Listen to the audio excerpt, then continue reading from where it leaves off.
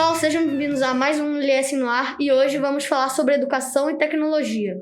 Meu nome é Eric Nola e nossos convidados são Camila, Daniel e Ana Rosa. Olá.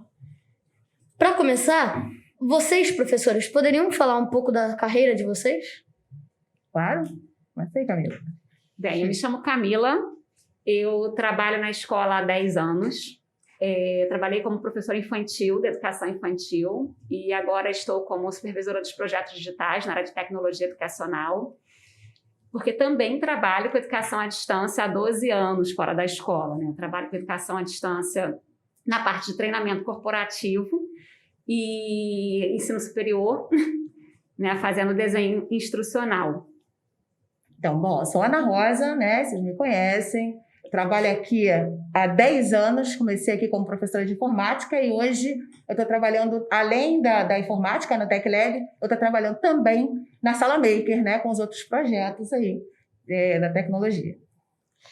Então, Ana Rosa, já sei que você trabalha com tecnologia, mas para vocês, como que a tecnologia faz parte do Liesen hoje? Como te ajuda?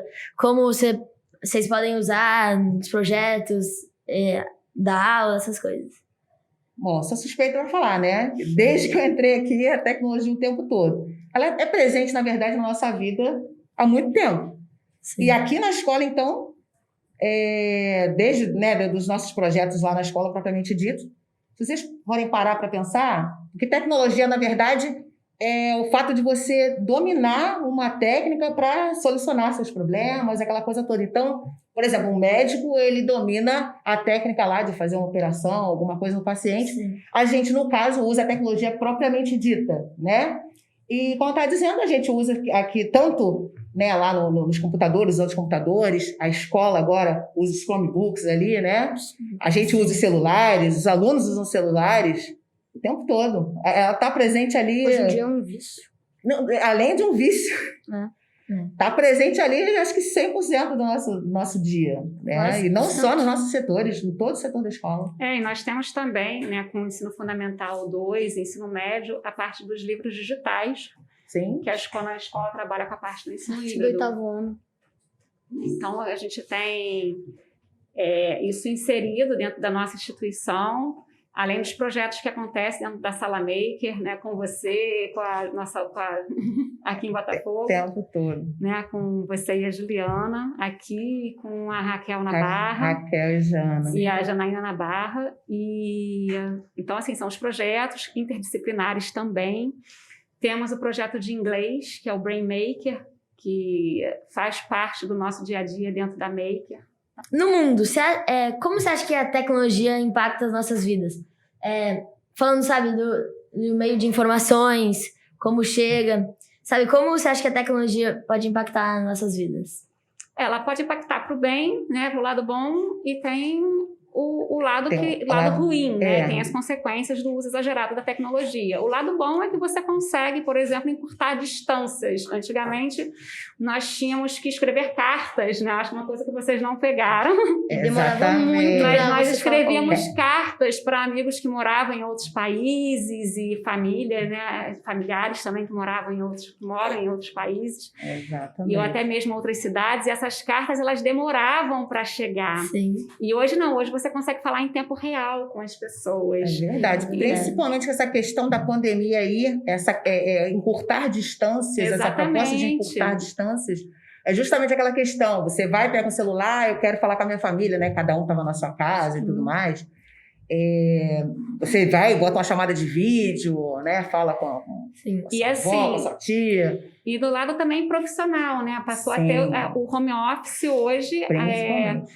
Tem muitas pessoas tem muitas empresas que vão continuar porque foi algo que deu certo. Algumas empresas já trabalhavam com essa parte de home office há alguns dias. Só que não tinha muito sucesso. Porque não era muito famoso, né? Isso. Muitas pessoas já trabalhavam assim e algumas empresas renovaram os contratos, fazendo com que os funcionários continuassem de home office.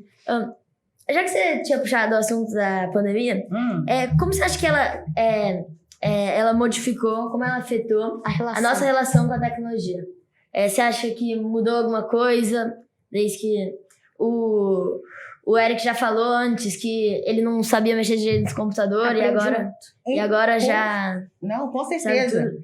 Assim, bom, vou falar até das pessoas mais velhas que não tinham muito essa interação, né, com dispositivos móveis, celulares e tudo mais, aprenderam a usar, justamente para falar com a família. Virou uma coisa essencial, né? Não tem jeito, virou uma necessidade, né? Virou uma Sim. necessidade e aí, né? Avós começaram a usar um aparelho que até então, né, considerava, não vou mexer nisso não, aquela coisa toda, e começaram a usar, vamos ligar para o neto, ligar para a neta, cobra foto no WhatsApp, manda nova, cadê minha foto, né? E é exatamente isso, né, Ana?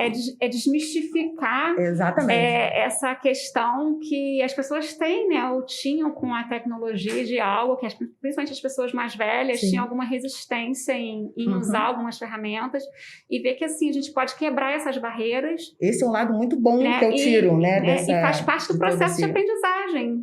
E também, qual o potencial do uso dos jogos para educação para vocês? São muitos. Bom, eu como professora de informática, né, sou suspeita, porque eu acredito que, pelo menos a maioria esmagadora dos jogos, todos eles te ensinam alguma coisa, Exatamente. tá? Às vezes a gente está... Até quando dá aquele tempinho livre que a gente vê, vocês estão achando que vocês estão jogando livre, nem então.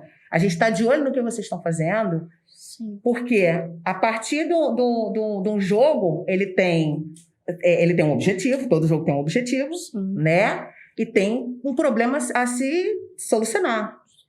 Às vezes tem uns que são de cooperação, por exemplo, quando, né, são dois alunos jogando o mesmo jogo, um ajuda o outro, você também já vê que tem algo de educação ali, no Sem meio. dúvida.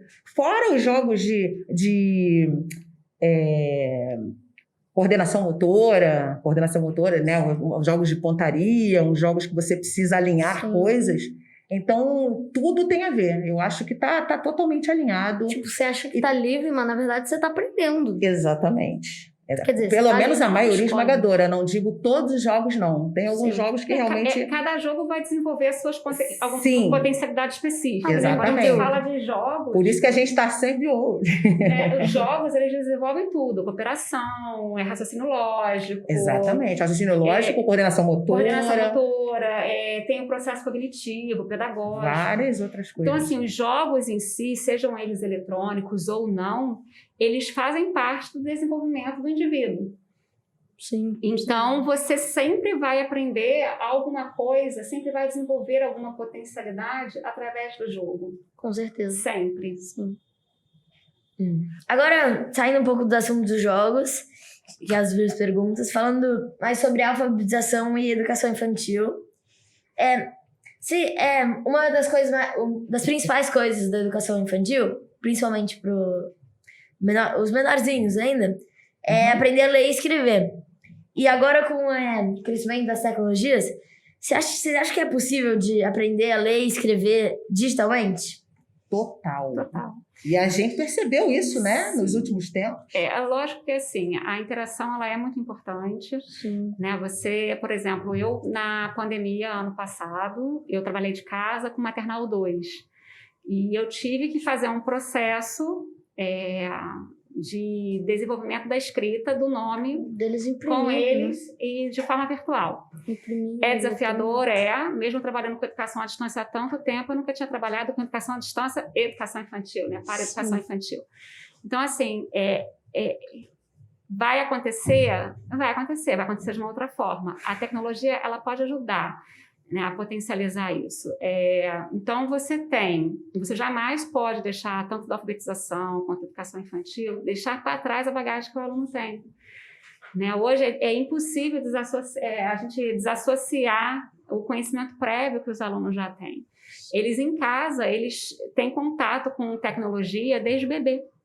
Sim. Existem jogos, principalmente no tablet, que as crianças ficam, né, com cores. Então, assim, associação de cores, associação de formas de imagem.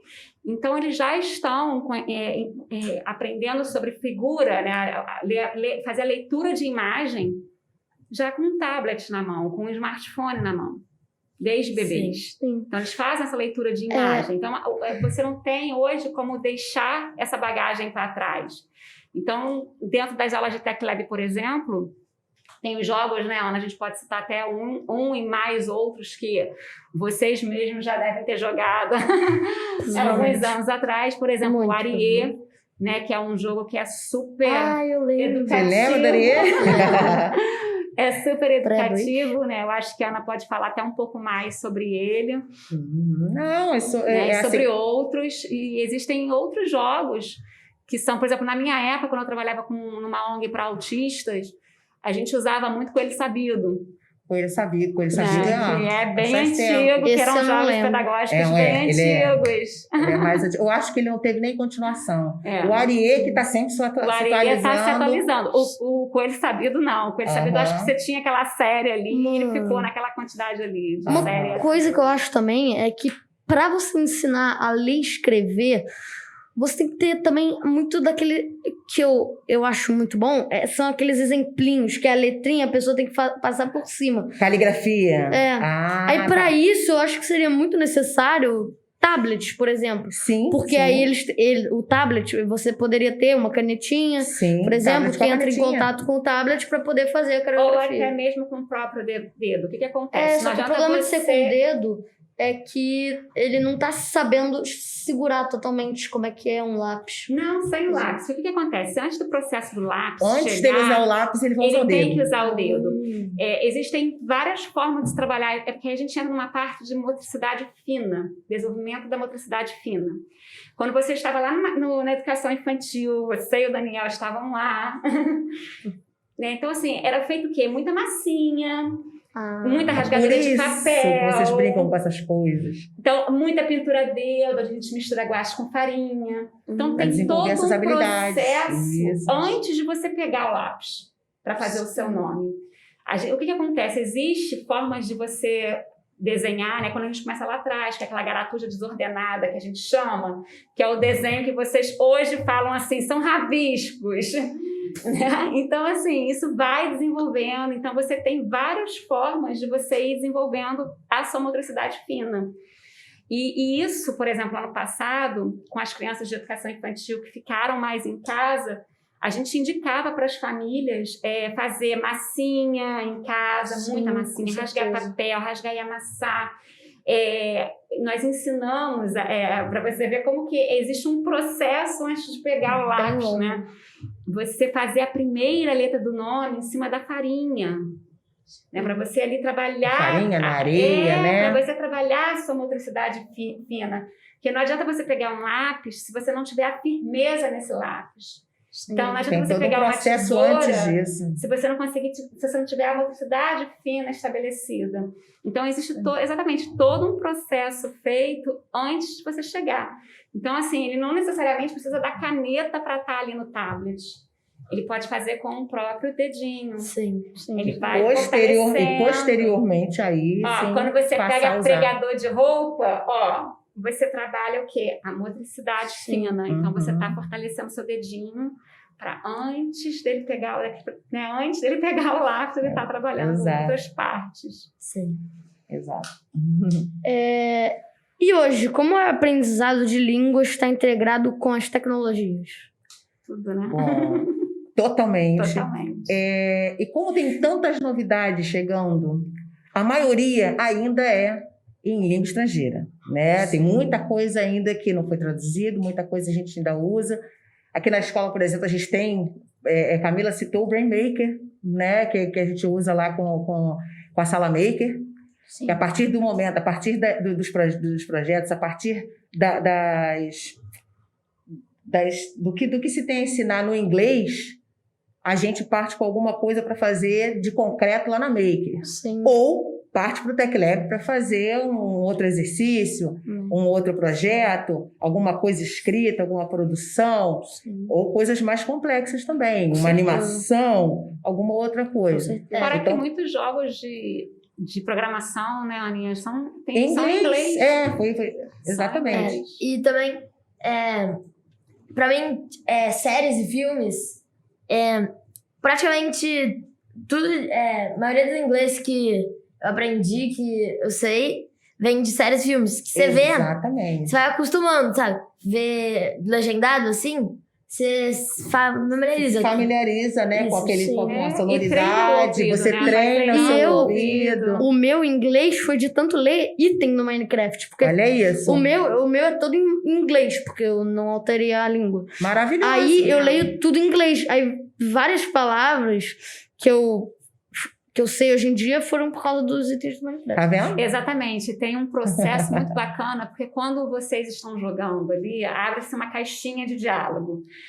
Aí vocês olham para aquilo, o que será que está dizendo? É algo em inglês. Eu sei que hoje vocês têm, né, uma curiosidade assim, exacerbada em algumas coisas, então você já tem como procurar saber o que aquilo está dizendo. Então você acaba sendo instigado pelo jogo, né, a desenvolver outras habilidades. E aprende, de uma forma quase automática, como você exemplificou aqui agora, né, Erika? Exatamente. E era uma coisa que eu queria falar também, Sim. que a criança, ela tem uma habilidade de colocar informação na cabeça muito rápido.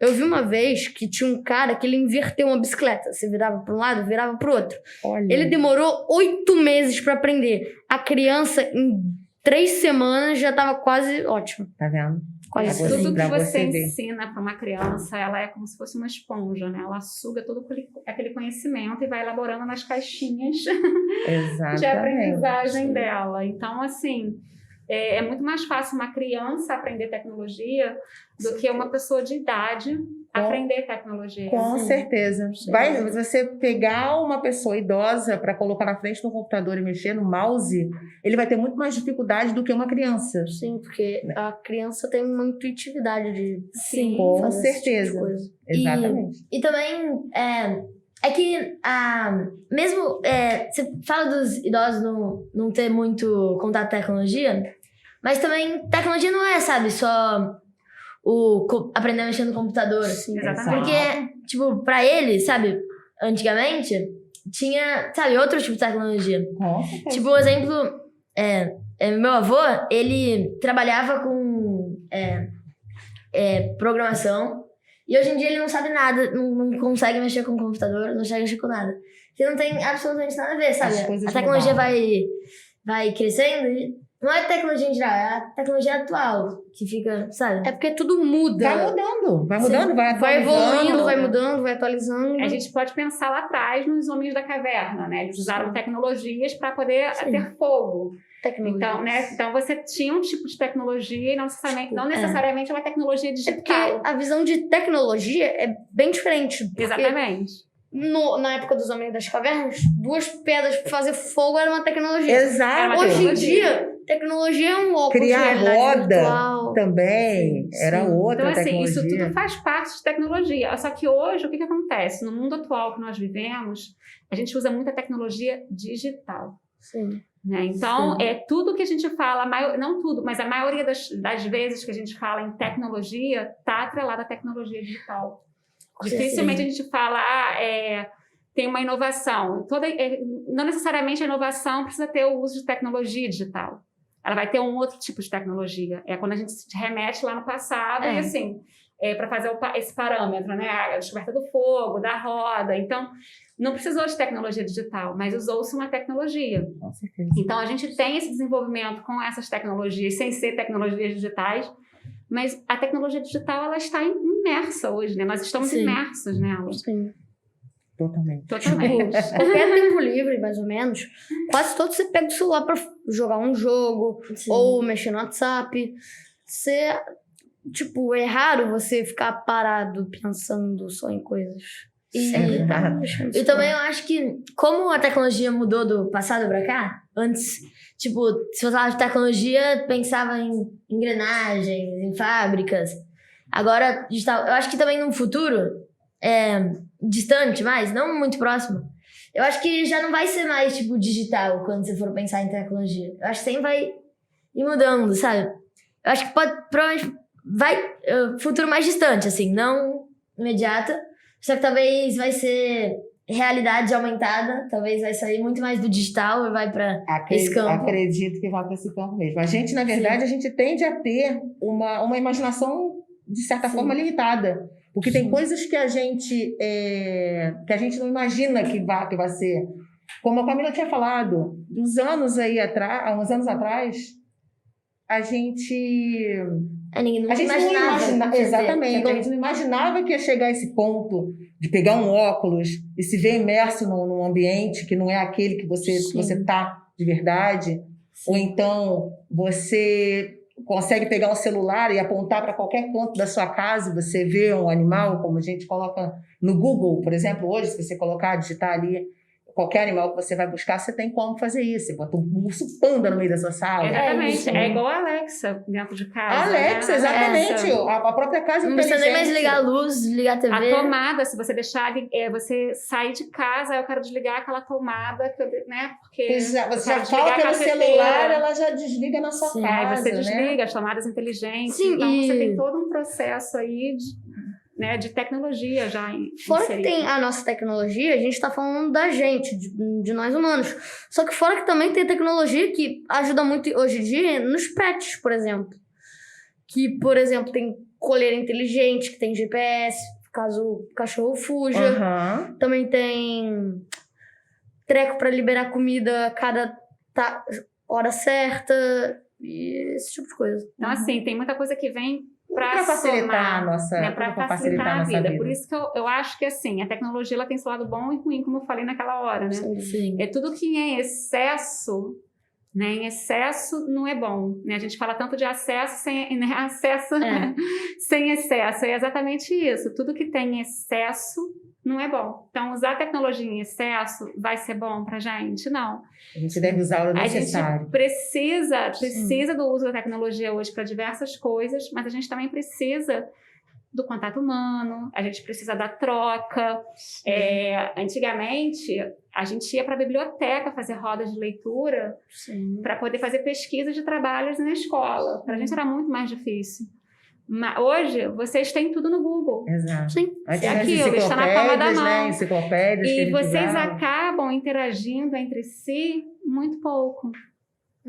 Né? Então, assim, pensar que o uso tem um lado bom e o excesso, ele tem um seu lado. Fora que essa pouca interação, grande parte dessa pouca interação é por celular. Sim. É por computador. Sim. Tipo, a gente interage, sim, conversando, mas...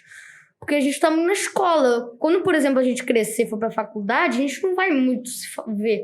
Por exemplo, não vai combinar muitas vezes. Você vai se falar direto por WhatsApp. Vocês vão manter contato. Claro. Vai surgir uma nova rede social. Vai ter muitas coisas vão surgir. Muitas coisas vão vir. Para vocês, o futuro da educação. Você acha que com certeza vai ser um futuro atrelado à tecnologia? Ou pode ser algum caso que continue também o estudo à distância? Sim. Na opinião de vocês. O que vocês acham? Eu trabalho com educação à distância há 12 anos. E há 12 anos atrás, quando eu falava que trabalhava com educação à distância, né, com EAD, eu já via muito preconceito em relação ao assunto. O professor nunca vai acabar. Não, o professor ele nunca vai acabar. Até porque tem vários tipos de educação, né? Você, na educação infantil, você não pode fazer ela completamente virtual, né? A educação infantil, ela precisa da interação, ela precisa da socialização, ela precisa estar no ambiente, experimentação. O Fundamental 1.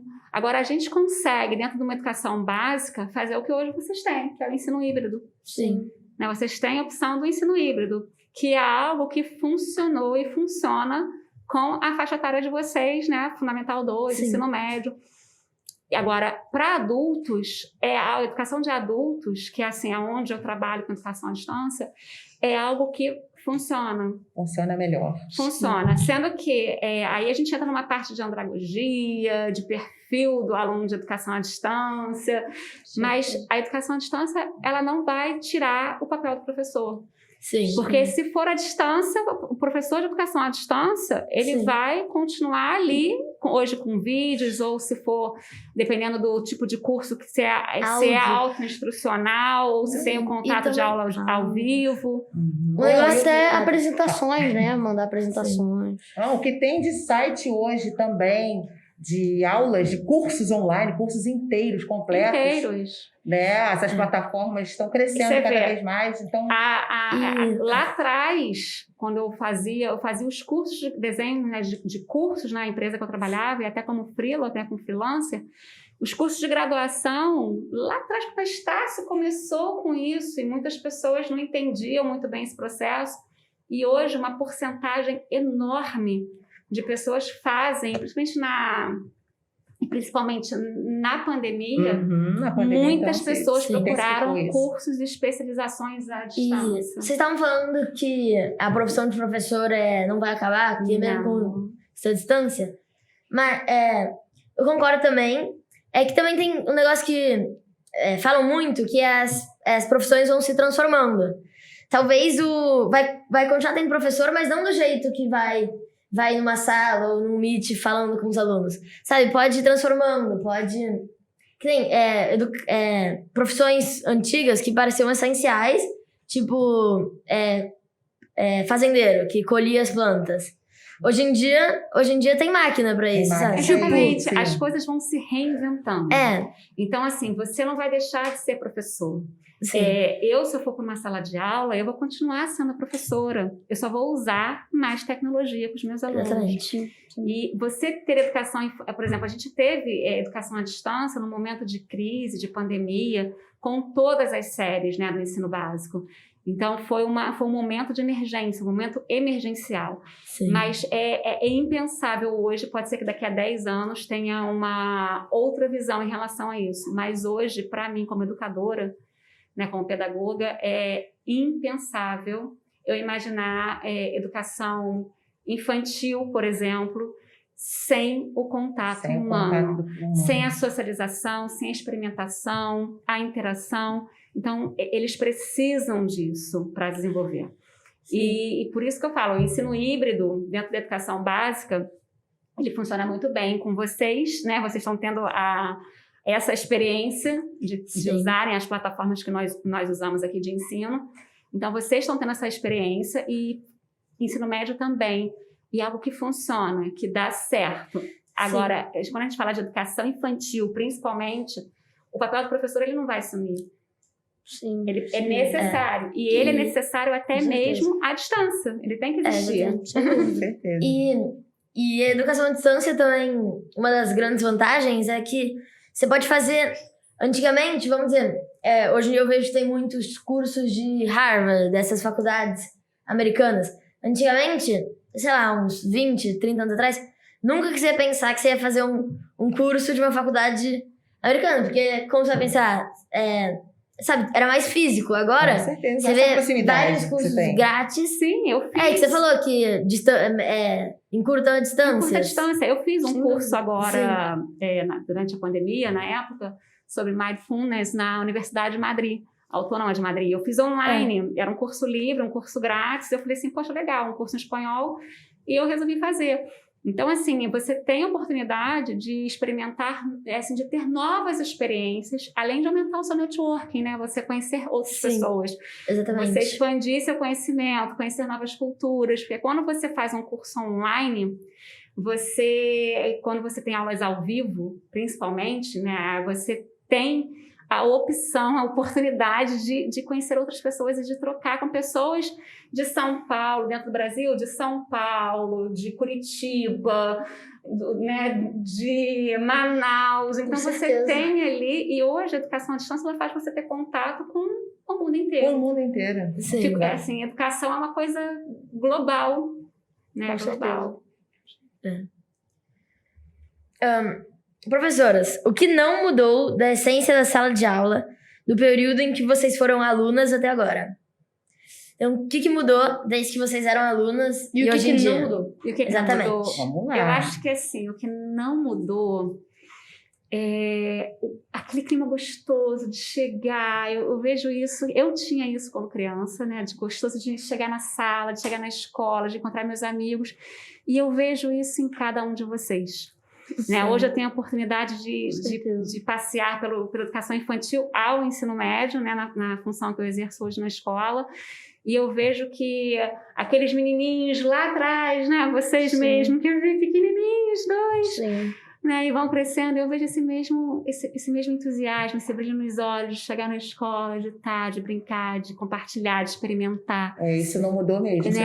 Agora, o que mudou foi assim, a inserção de uma tecnologia de uma forma mais ampla. Hoje, você não tem giz, você tem uma lousa, você tem canetas que você escreve. Antigamente, a gente tinha apagador de giz, né, do quadro. Sim. Então, a mão ficava toda branca, aquele pó de giz na Isso. sala. Também projetor, tem toda a sala agora. Um projetor e um computador. Pra Né? tudo. A gente tinha, assim, videocassete que era passado pra gente na televisão. Na televisão, E que era assim, compartilhada entre várias salas, né? salas. Chegava o tiozinho arrastando a mesinha. Colocava na sala e a gente terminava. Exatamente. Mas Então, tempo assim, bom, vai. muito. Lembrar, tempo bom. E assim, Adorava. muita coisa, né, em relação ao uso de tecnologias em si mudou. Mas o que não mudou foi essa essência de estar na escola. Essa coisa gostosa de compartilhar com os amigos, de estar com o professor. De voltar todo ano. De voltar todo Isso é ano. importantíssimo. Essa alegria, né, de compartilhar. Se vocês não fossem da área de educação, se veriam exercendo qual tipo de profissão? Vamos lá. Vai Vamos lá. lá, Ana. Bom, na verdade, desde criança, quando me perguntavam, você vai quer ser o quê quando crescer, né? Ele sempre tem essa pergunta, até hoje, né? Eu quero ser professora. Eu falava isso. Na verdade, porque eu tinha a professora como o meu espelho ali, né? O que eu, né, eu admirava, o que eu observava e tal. Eu quero ser professora, ponto. E conforme eu fui crescendo, virei adolescente e tudo mais, eu estava em outra coisa. Eu queria ser enfermeira. Então, eu prestei vestibular para enfermagem. Não, porque eu quero participar de um parto. Eu quero participar da parte de maternidade, né? De ver os bebês, aquela coisa toda. Mas engraçado, talvez eu fosse dessa área, se eu não fosse da educação, mas eu não consigo me ver em nenhuma outra área, A não ser... a não ser a área da educação. Bem, eu tive um caminho diferente, né? Eu comecei fazendo economia. Caramba. Eu acho que, né, hoje eu não seria uma boa economista. Não. Né? Eu fiz vestibular na época para economia e engenharia de produção. Sim. E acabei indo cursei um pouquinho de economia e depois acabei indo cursar comunicação, fazer jornalismo, que era uma coisa que assim, que eu amava, que eu adorava. E acabei indo para pedagogia. E hoje, se eu fosse escolher uma outra profissão, eu escolheria algo ligado ao desenvolvimento humano. Sim. Né, que seria algo atrelado à psicologia, com educação. Então, eu não sairia muito da área que eu escolhi. Eu acredito que o desenvolvimento humano, ele faz parte da vida. Sim. E fazer parte dessa transformação é maravilhoso. Maravilhoso. E digo mais, dificilmente uma professora vai dar uma resposta diferente. Entendeu? Normalmente, quem está aqui hoje como professor... Sempre tenta chegar perto do que já porque gosta muito daquilo que faz e até inconscientemente acabou seguindo. Todos os caminhos levaram para esse ramo da educação, para esse lado da educação, esse lado do desenvolvimento humano. A gente lidar com outros seres humanos. Isso é maravilhoso. Isso é acreditar no potencial sem de desenvolvimento palavras. do ser humano, né, Ana? Não tem como. Gratificante. Seja sem ele palavras. dentro de uma área educacional, né, de ensino, uma instituição educacional, uma instituição de ensino superior ou no mundo corporativo. É você trabalhar com esse desenvolvimento. É você acreditar que o ser humano ele é capaz de aprender, se desenvolver e dar resultados maravilhosos. Sim. Cada um no seu tempo, né, com as suas especificidades. Então, o resultado sempre vai ser magnífico. Com porque certeza. é a roda da vida. Exatamente. Sim. Então, gente, esse foi o LS no Ar sobre educação e tecnologia. Eu quero agradecer a Ana Rosa, Eu que agradeço, foi um prazer. a Camila Obrigada, foi um prazer, querido. e o Eric. Eu adorei estar aqui. Por estar aqui, Adoramos. falar sobre esse assunto, foi super bom. E depois venham os próximos episódios de LS no Ar. É isso.